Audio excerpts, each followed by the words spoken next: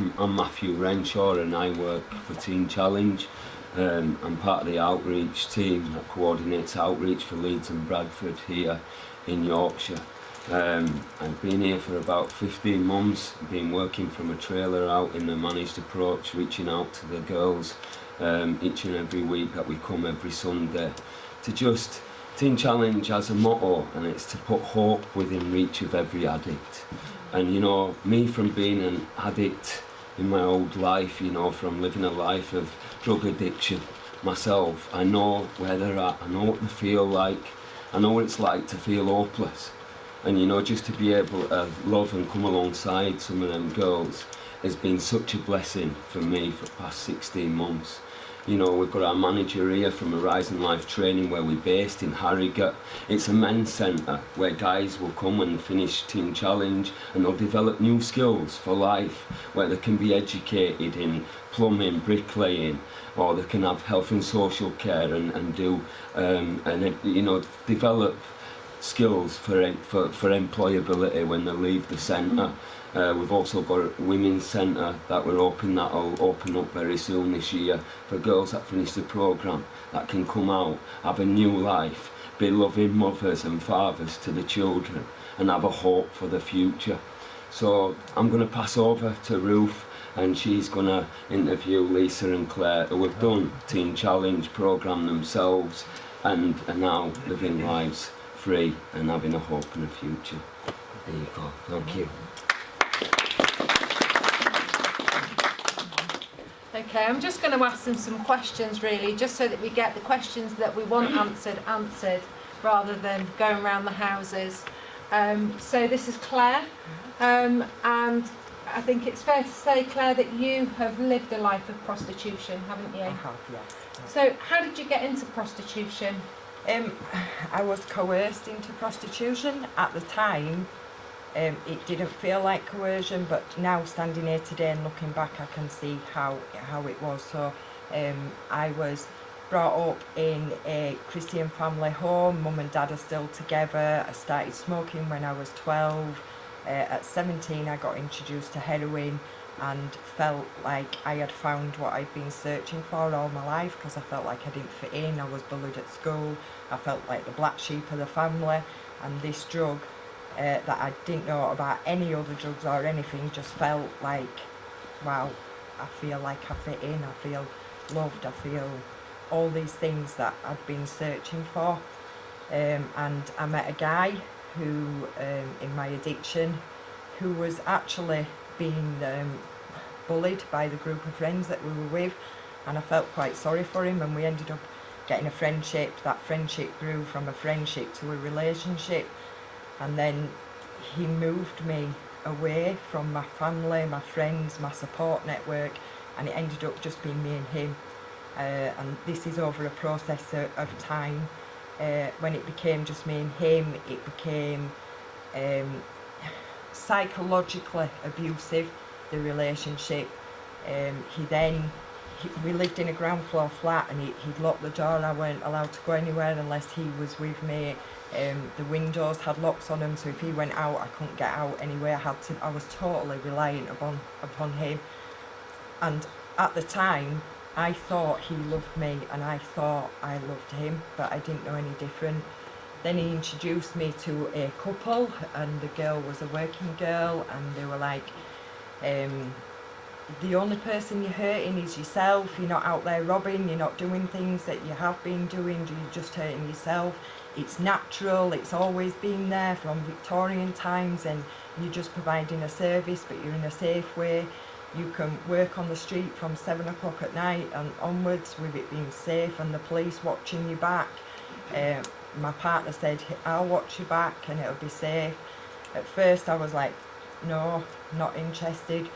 But then the physical violence started, and I was beaten up almost on a daily basis, and threatened, and he said that he would kill me if I didn't go through. And at that warped stage, I actually felt that he loved me, and he was saying, I'll support you, I'll still love you. So I went out on the beat.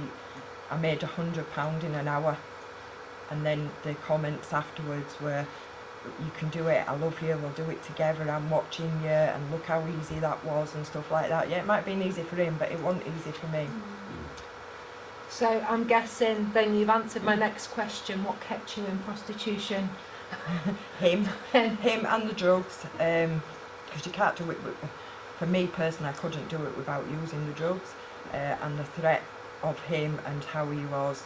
And I remember one time actually being dragged by my hair down a main road and cars driving past me and taking me down to the beach because I didn't want to go, and physically, and nobody stopped. And I never forget that day that nobody actually stopped, and he was literally dragging me by my hair down there, so I couldn't stop. So this might sound like a silly question, but what was it really like? It was awful. That's putting it nicely. It's you can't describe it. I was saying earlier on, when you're in addiction and you're doing this to fund your habit and everything that's going on, you desensitise yourself to life. You stop feeling. So you stop feeling about yourself, you stop feeling about other people, and you just go on autopilot and you just do it. And it's just life. I mean, I remember thinking, I'm not a bad person. I don't deserve to be in this life, but I didn't know any other way out. I didn't know what else to do, and I had nobody to talk to. The only person I had was him, and he was abusive. We have a presentation, I don't know whether you have that on the stick, but it has some before and after pictures of Claire. The shock in the before pictures, let me tell you. Is it the TC Leeds outreach presentation? Yes, Is that one? that's the one. Okay. You've seen me. Okay, Claire. It's only 4 slides, and it will just keep going round and round and round. So if you yeah, eventually, if I've done it right. So would you say that it was a job like any other, or do you now consider that you were some kind of a slave? I was definitely a slave to addiction, slave to my partner, slave to the lifestyle. Yeah, definitely. Yeah. It wasn't a job. I would never, even in a right mind, I would never choose that as a job. And also saying to somebody else earlier on, you show me one girl who actually wants to be there doing what she's doing, and I can guarantee you they don't want to be there. How difficult was it to leave? It was difficult. I was very fortunate in that it only lasted a year for me. The police were helpful. When they arrested me, the first time they arrested me, and cautioned me, and they said, look, we've seen that this guy's with you all the time. We suspect that he is abusing you. Would you like to make a statement? But at that time, I knew he was outside the police station waiting for me, and I was also that underneath him that I would never have dared to have said anything. So just one person asking me one question was never going to be enough. And then I was fortunate that one of the police officers said, every time I see you, I'm going to arrest you because I don't think you belong here. And he did. Every time he saw me, he arrested me because he was trying to get me out, but that still wasn't enough. The power of him and the addiction was still more. And then I got pregnant, and I knew I was pregnant. And I remember going in the bathroom, getting on my knees and saying, God, if you are real, get me out of here. I can't do this anymore. And within a couple of days, my partner had gone out and he'd forgotten to lock the door. And to this day, I still remember kneeling at that door thinking, shall I go, shall I go? If I go and he comes, he's going to kill me. If I stay, he's going to kill me anyway. So what do I do? Where do I go? Who do I know? I don't know anybody, I don't know anything. And I ran, and I just ran, and I ran to the housing office, and I was covered in bruises from my neck down, because he was clever, he never did it on my face so nobody else could see. And I just went in and just said, look, I cannot go back there. And they moved me that day, which they don't do. So I was quite lucky in that way, and I think if that hadn't have happened and I hadn't been pregnant, and And that was like my first experience of God being real to me and getting me out of that situation. I didn't change my life there and then. I stopped using drugs for a year while I was pregnant and had my son, and then I ended up back on drugs. Okay. So what do people in power need to understand about the mind of a prostitute and your ability to exercise free will, your ability to get out of that situation? I think one formula doesn't fit all. Every girl is individual, as I've said earlier on. I was brought up in a loving family home. My mum and dad are still together and things like that, but I was never in the care system. But talking to girls, because I now work with drug, alcohol and mental health, people in mental health, in supported housing, and talking to girls, they're all different backgrounds, all different lifestyles. One common thing is the drugs. Okay. Should street prostitution be considered a form of self-harm?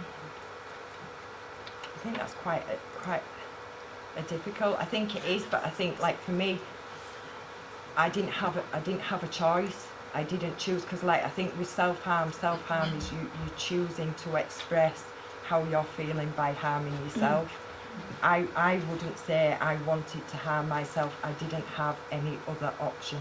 Okay. What about punters? What do the people in power need to understand about the punters? It's quite a difficult one. There's no consequences. No consequence. I've got a criminal record. I have to declare my criminal record for every job I go through. Supported housing for going to university. I went to do a degree a couple of years ago. I had to declare my convictions, and there I'm talking 1997, 98, and I still have to do it today. There's no consequences for the punters, and I think that's very unfair.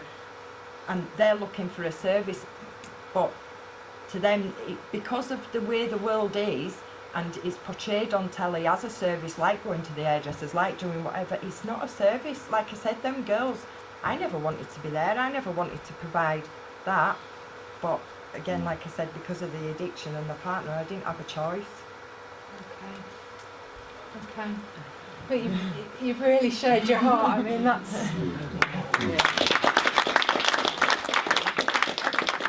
I'm sorry, it was perfect when I left the office. It's kind of got muddled up anyway. But that was Claire before and the baby? Yeah, before, yeah. And this one here in the corner. So actually, that one there, we're actually visiting at a contact centre because my daughter was removed from us. This is not the partner I'm talking about, although me and my husband now, we're in addiction together. We're both now 10 years clean this year, and this is us.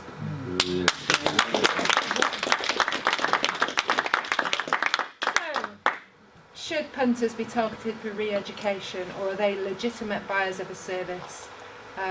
Should prostitution be something that anybody can access at any time, like hairdressing or, you know, no, not in your opinion. No. And it's not just about, like I say, I know girls from years ago. I left, went to Teen Challenge, did the programme. I came back to Bradford probably nearly 3 years ago. Like I said, working in supported housing, and the amount of girls that I see now that I worked with on the streets that are still stuck in there, and they're like, wow, there's a way out, because they never see that. They never see anybody coming out of it. And I'll sit there and they'll go, do you remember this? Do you remember? And I think, oh my goodness, how far away now for me is that life? But they've got a hope just by looking at me and a smile over me that actually they can get out of it. So what was the question? It's a good answer. So I'm going to turn to Lisa. Lisa, actually, 5 minutes. We want 5 minutes. Lisa actually wasn't in prostitution, but Lisa has come out of serious addiction, and so I'm going to ask you the questions about Teen Challenge, just to bring Teen Challenge into the equation, if that's okay. So what made you decide to go to Teen Challenge, Lisa? I'd come to the very end of self. I was in a 9-year heroin and crack cocaine addiction.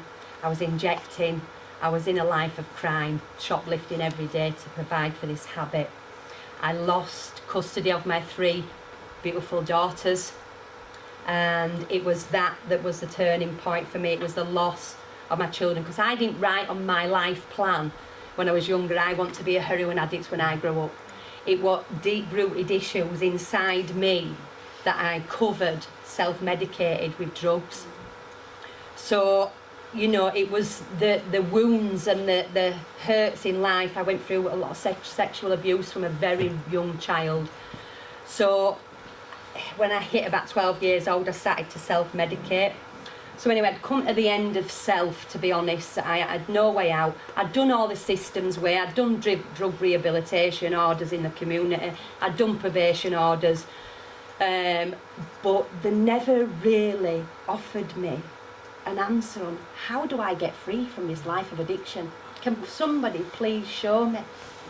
You know, and I've seen people 15 years later going round the same circle, methadone, the clinic, the courts, probation, and it were all the same people, years and years later.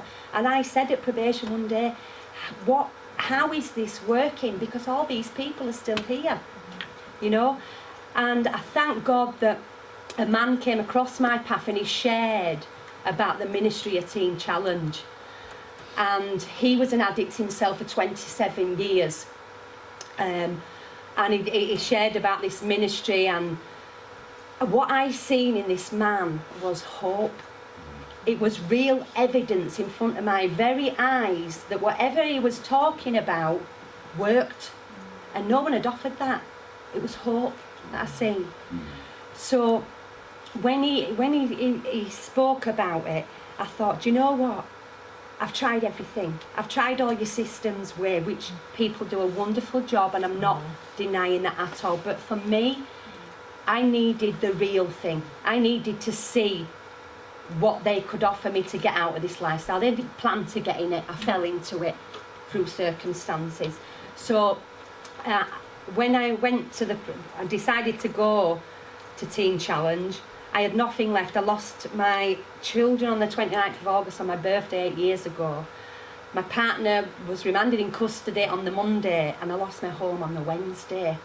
And I literally went 6 weeks later to Teen Challenge with a carrier bag. That's all I had left in my life, a carrier bag.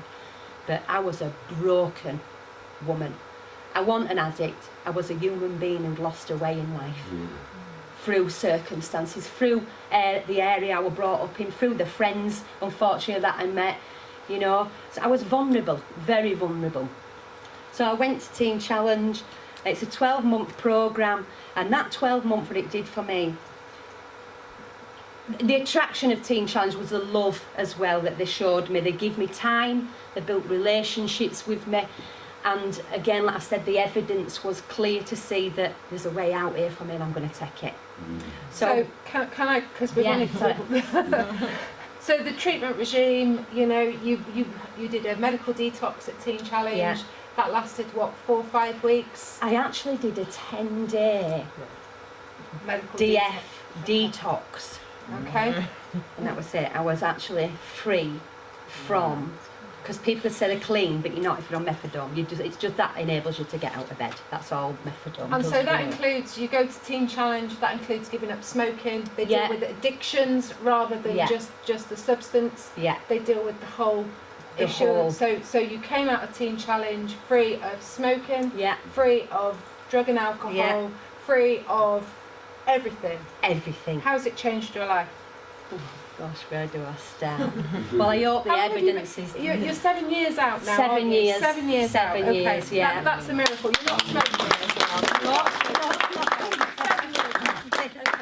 So it's changed your life, and you've got your family back in your life. I have. I've got my 3 daughters back in my life. fantastic. My eldest daughter graduates university with the first honours degree on Monday. I have hope. I've got a grandson. My daughters have got a mum that they can look to, that they can come to, that loves upon them, that gives them time. I appreciate everything in my life, everything, And because I you, knew where I was. and you give back to Teen Challenge now. You're part of the outreach Yeah. zone, the Teen Challenge outreach in this zone, aren't you? Well, I'm part of volunteering with Matthew. I actually do the volunteering over in Bradford. We come alongside 150 sometimes homeless people, which obviously have addictions that come with that. And we just reach out and we share love, we build up trust, and we you know, again, we're living proof that nobody is a hopeless case.